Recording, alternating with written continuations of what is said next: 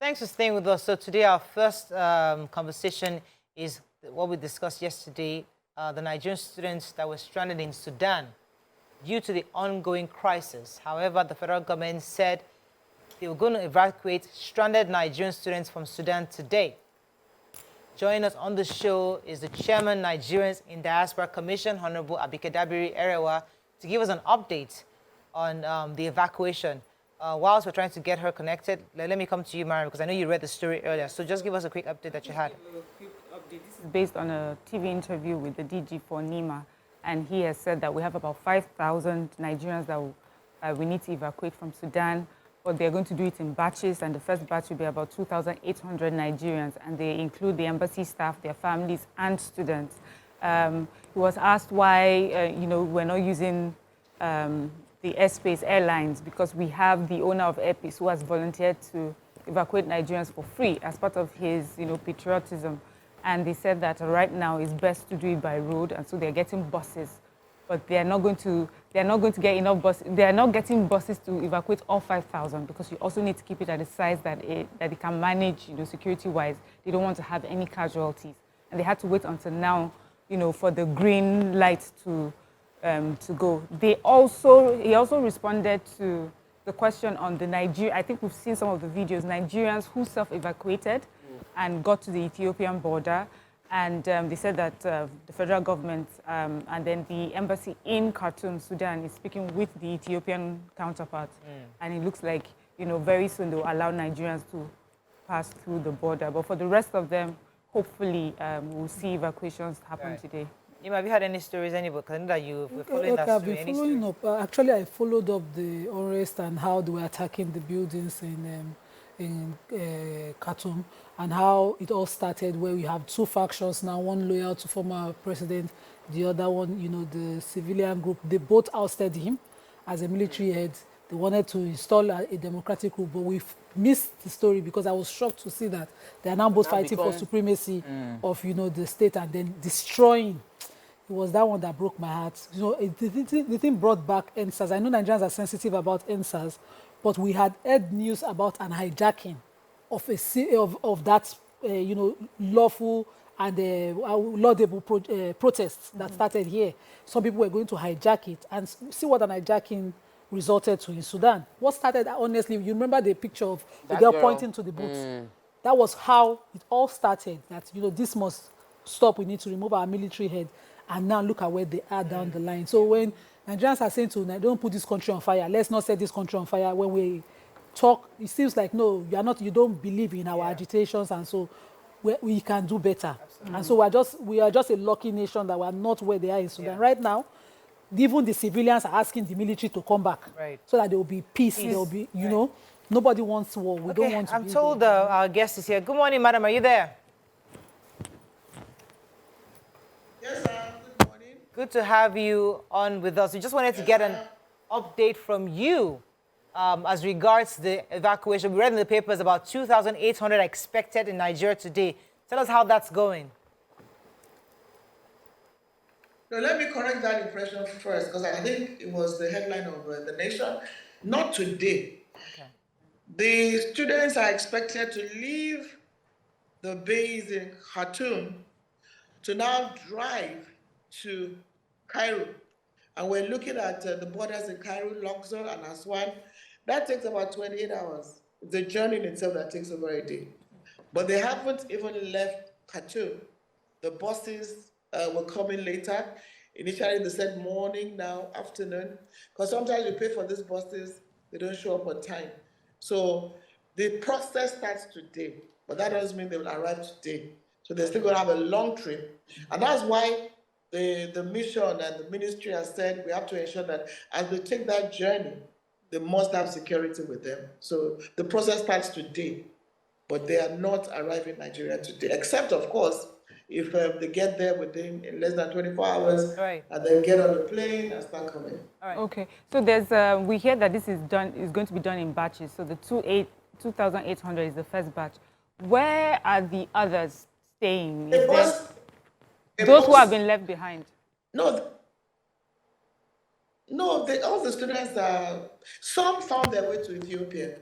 But those who found their way to Ethiopia are now heading back to Cairo, because Cairo is easier for everybody. But there's a press statement that came out, which I sent to your producer, with contact numbers. It's a joint statement from the Ministry of Foreign Affairs and Humanitarian Affairs. So it has some information there. There's a contact person, or their contact numbers from the mission. And I like our students, they're very organized. They have an association where they disseminate information. So the information goes to the president, who disseminates to one of them. So they're all gathered at a location now in Khartoum, waiting for the buses to come. So once the buses come, they now take that journey to Aswan and Luxor in Cairo. That is but however, at this point in time, communication has been disrupted. Internet services are not working. The phone lines are not quite connected, but they're all gathered at a location with officials of the Nigerian mission. And some are still coming. They are still moving. Right. Okay, so there's a concern that many Nigerians have, especially for those that can't get in touch with their family members, and would like to hear from you. Have there been any casualties or fatalities involving Nigerians? Are we sure that all our citizens have been safe so far, especially the students? To God be the glory, none at this point in time. And we pray and hope it remains so, none at this point in time. And the thing is, like we said, we wanted a safe corridor. Now, we would have had an issue when the students, out of anxiety, said, listen, none of you get together. You're going to pay $100. We're going to get you in a bus. If they had gone on that journey, it would have been deadly. But the mission came in and said, then you can't do that. We'll take care of you. And that has been done. So they went back to their campuses, and now they're being called again. So we're just hoping that in a few hours, the buses, now they requested for 40 buses. I'm not sure they'll get the whole 40 at the same time, but a number of buses will be lined up to take it. So we thank God, we give the glory that at this point in time, and by the grace of God, nothing will happen to any of our students. And I also want to correct one notion before I forget. I've read about, there's a crisis, federal government set up a committee. No. After the Ukraine, when the Ukraine crisis broke out, the chief of staff, Professor Gambari, actually came up with this idea that the committee that worked it should remain a standing committee. So you have a committee chaired by the Minister of Foreign Affairs and the Minister of Humanitarian Affairs. They're made up of NEMA, NIDCOM, Immigration, NIA, NSS office, and all that. That would be like a standing committee for evacuation, but especially when it involves matters outside the country. So it's not as if a committee was set up, there's a crisis. No, it's been there. It's just that it needs to be strengthened and maybe ensure that there's some funds available so that in times of crisis, you take the immediate steps. So just to correct that error about the committee. I must say well done to this committee. And I'm just wondering right now, how is it easy for you to talk? Which of the factions are you talking to have, this safe trip into Cairo? The minister had to talk to both factions. And that's why when people say, it's not fast enough, it's a very complicated process. The Minister of Foreign Affairs first had to call the Sudanese ambassador and had to get the contact of the two factions. So you can't talk to one person. So after talking to both of them, you have to secure the assurances that, listen, Nigerians will be moving and we want them protected. So in those buses, there must be security conveying them. And that's why it's not advisable that you move on your own. Some British, Qatari, even French nationals tried to leave 2 days ago. They were almost killed and they turned back. So Mr. Oyema has spoken to both sides of the divide to get their clearance. And then again, there's a 72-hour ceasefire. So let me be sure. So we're also using that window. Let me be sure that we're very clear, because you said earlier that they ordered for 40 buses, and there's a possibility that not all 40 buses can leave at the same time, because Nigerians can begin to complain that some people are left behind, others are not coming along. So are you saying that just in case we don't have 40 buses, the others will leave very soon, or how soon do you expect other buses, just in case the 40 doesn't arrive? They will not leave. Nobody will be left behind. And that is why when people say, America did this, we cannot take 50 people and say, we're evacuating our mission staff and leaving 5,000 students behind. Although we have 5,500, but on the list now, I think they're barely about 2,000 something. That I think, don't let me play with figures. So nobody will be left behind. That will not happen. If there are more buses that are needed, they provide more buses. But for now, That's the calculation of the number of persons they need. All right. But I think that let them start moving, even if it's in batches. But definitely nobody will be left behind. All right, let me go on a very quick break. We'll come back. We have a few more questions for you. Stay with us. We'll be right back. Thanks for staying with us. We still have our guest with us, the chairman of NIPCOM, Honorable Abikedabre Erewa. Miriam had a question for you. So I have a question concerning those who self-evacuated, Nigerian students who got to Ethiopia, and we heard that they were refused entrance. And it got us worried, and we're thinking, does it have anything to do with, Nigerians being picked on? You remember the case in Ukraine where black students were not allowed to, join some buses and things like that. So is that the case, or what exactly is the case? No, what happened was, well, at least we have documented 7 Nigerian students, including the lady who did a video about getting to the Ethiopian border. And the mission was contacted, and immediately the mission got in touch with the Ethiopian authorities to let them know. Because you see, you just go to a border and you think they just open up for you. When even those at the border, they don't even know maybe there's a war going on anywhere. But the mission intervened, and those 7 students are somewhere around some borders there. They're already inside Ethiopia.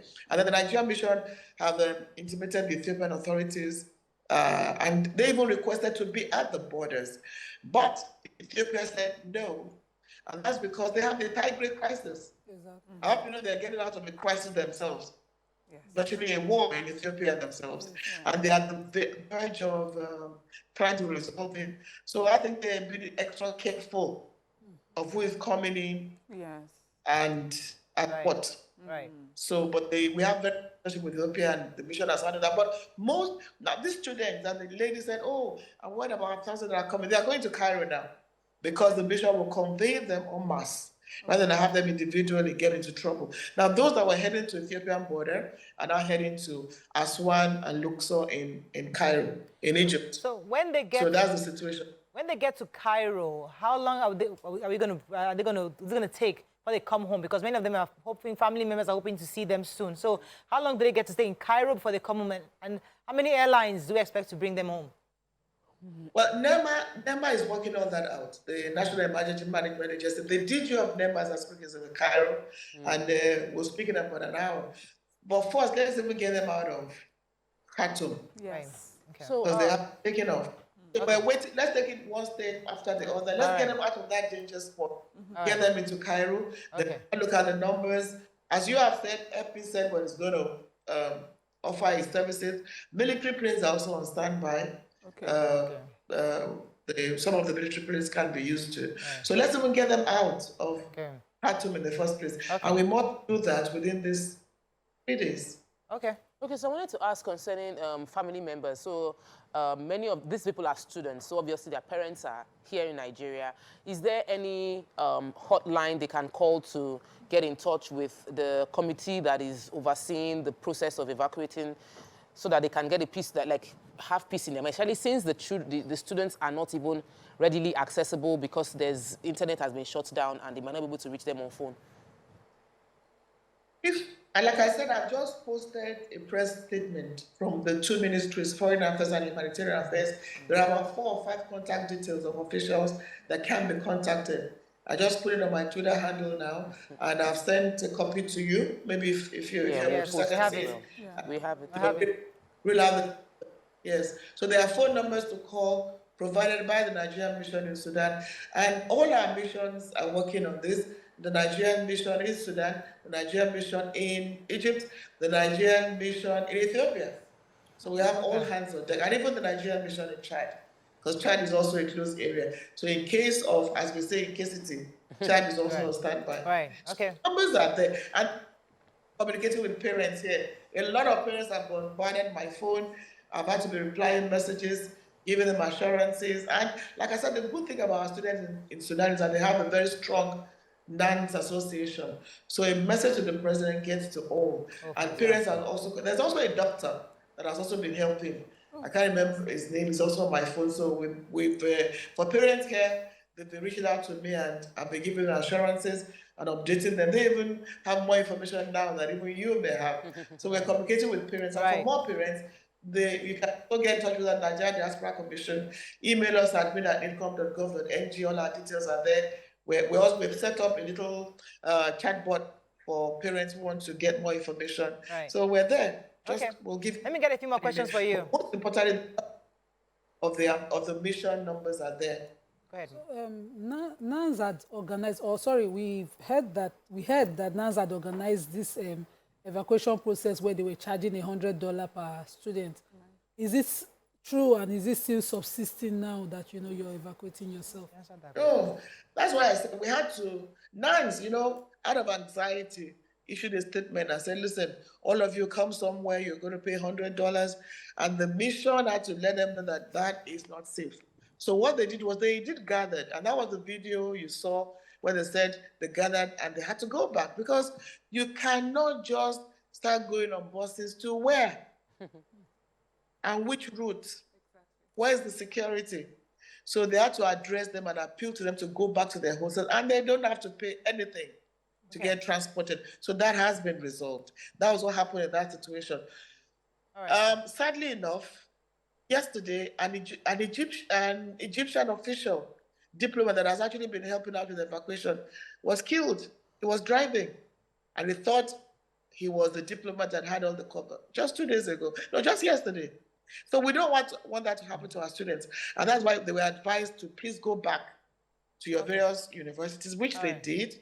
And this have converged again. So yeah, that happened, but that was also probably dealt with by the mission. Yes. You were clarifying a lot of things that, we hear on social media, but there's this one thing that I heard over and over again. They says the reason why it was delayed to evacuate Nigerian students is because, Nigeria doesn't have a budget for rescuing people or for flights. Could you please clarify that for us?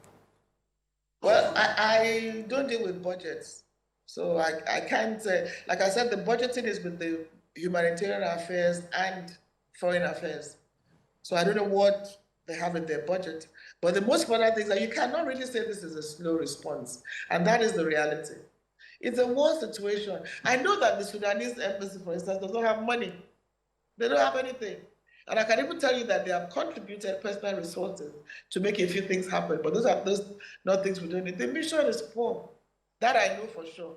But in terms of budgeting for evacuation, for humanitarian, you have to ask them that question. Right. Okay. And then that parent foreign affairs. But in this instance, honestly speaking, everybody did the best they could in this circumstance. It's a war situation. Yeah. It's not as if knock, knock, knock, knock, knock, there's war tomorrow. Knock, knock, knock, knock, knock. No student came and said, we want to leave. Nobody expected it. And the most important thing is that we will not lose any of our students. The Nigerian missions, all the 3 of them, 4 of them have done everything they need to do. Right. What people said was America came and carried helicopters. America is part of the war in Sudan. They have their base there. Saudi Arabia is part of the war in Sudan. They have their base there. We don't. So what we have done is the right thing to do. And we are the only country that has done this far. That I know for sure. Britain came and took their diplomats. The British are stranded. They are complaining. Canada is complaining.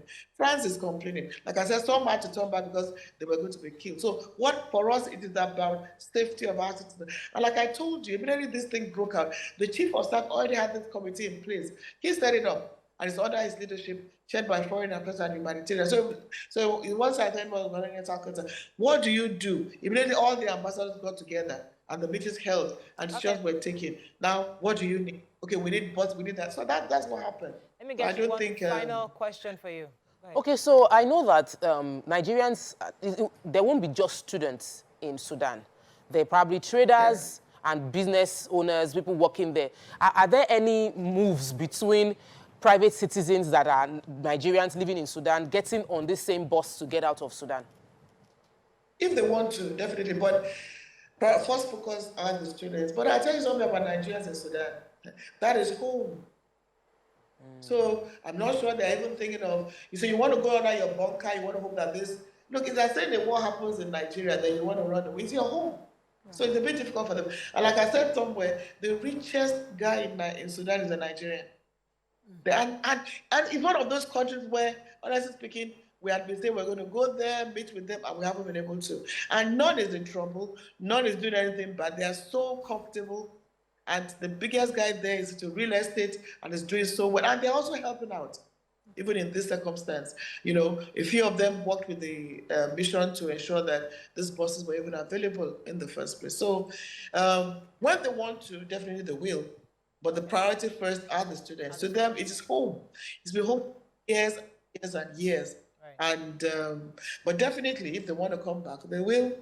Okay. They will come back. But they haven't made that. Some of them can afford to even charter their planes. They're all very rich. If push comes to shove, they can. During the COVID crisis, Sudan was one place we didn't have an issue. They just chartered plane and came home. All we did was work with NCTC, they got all the permit and everything. So yes, if they want to, definitely yes. Fantastic. Thank you so much. I think I'll let you go at this point, but thank you for the update. It was very, very crucial for us to get this update. Many Nigerians are really worried about students living in Sudan, but with this update, we know that hopefully in the next few days, they'll be home. We pray so, and by the grace of God. And thank you, girls, for the great job you. Ladies. All right. All right. We're going to go on.